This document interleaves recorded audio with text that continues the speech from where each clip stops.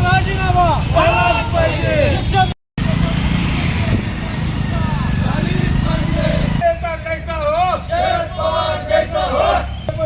दोषींवर कारवाई झाली, भरती घोटाळ्यातील दोषींवर कारवाई झाली.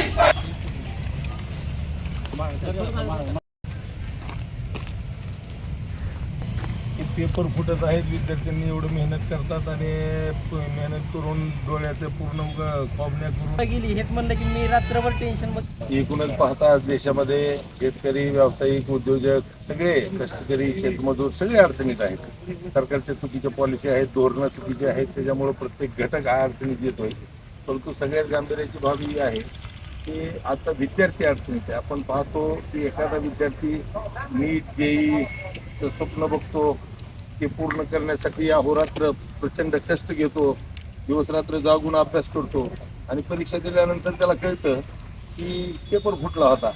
ही एक प्रकारचा मानसिक छळ विद्यार्थ्यांचा चालू आहे आणि ह्याला कुठतरी सरकार जबाबदार आहे. सरकारचा या व्यवस्थेवर अंकुश नाही, सरकारला गांभीर्य नाही, त्याच्यामुळे या सगळ्या गोष्टी घडत आहेत. आरोग्य विभागाचं आपण बघितलं, पेपर फुटले, TETचे पेपर फुटले, कुठली परीक्षा झाली की पेपर फुटायचे आणि एकूण त्या विद्यार्थ्यांचा आता विश्वास उडायला लागलाय की आपण जी मेहनत करतो त्याचा काय उपयोग होणार आहे का नाही.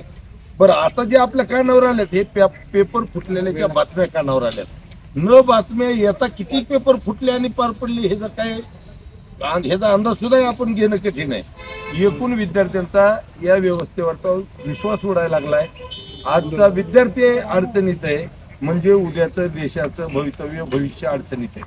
आणि याच बाबीकडे या बाबी निदर्शनास आणून देण्यासाठी राष्ट्रवादी काँग्रेस शरदचंद्र पवार पक्षाच्या वतीनं आज कळंब येथे शिवाजी महाराज चौक ते तहसील कार्यालय रॅली काढली आणि तहसीलदारांना निवेदन दिलं. या निवेदना थ्रू की सगळ्या परीक्षा पारदर्शक कराव्यात आणि ऑनलाईन न होता OMR शीटवरच ऑफलाईन परीक्षा व्हाव्यात आणि जे काही पेपर फुटीतले दोषी आहेत त्यांच्यावर कारवाई व्हावी.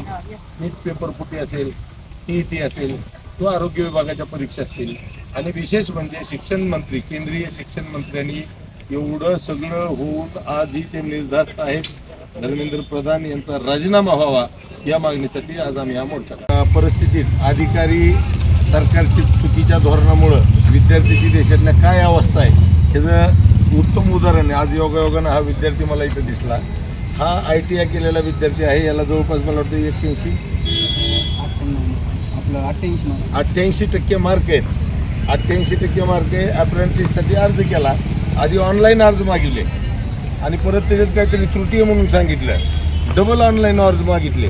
तर ज्या विद्यार्थ्यांनी आधी ऑनलाईन केलं होतं त्यांचे डबल ऑनलाईन झालेच नाहीत आणि न इस्टॅब्लिशमेंट नंबर एक वेळा पडला तर दुसऱ्यांदा ऑनलाईन करता येत नाही, या कारणानं त्याचं ऑनलाईन झालं नाही. आणि हे सगळे हायेस्ट मार्काचे विद्यार्थी बाजूला ठेवले आणि त्याच इतर विद्यार्थ्यांमधून निवडी केल्या. त्या विद्यार्थ्याची निवड झाली नाही. त्यानं आवाज उठवला, त्यानं पत्र लिहिलं, संबंधित अधिकाऱ्याच्या चौकशा मागितल्या, पुन्हा ऑफलाईन अर्ज घेतले.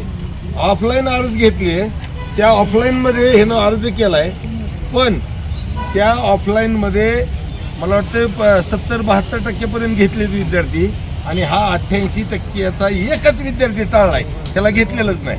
म्हणजे किती मजुरी म्हणायचं. MSCB मध्ये वाणी नावाचे कोणतरी अधिकारी आहेत धाराशिवला, HRचे ह्युमन रिसोर्सेसचे प्रमुख आहेत ते धाराशिवचे. त्यानं अर्ज केला, तक्रार केली म्हणून ह्याला घेतलंच नाही. झालं का काम?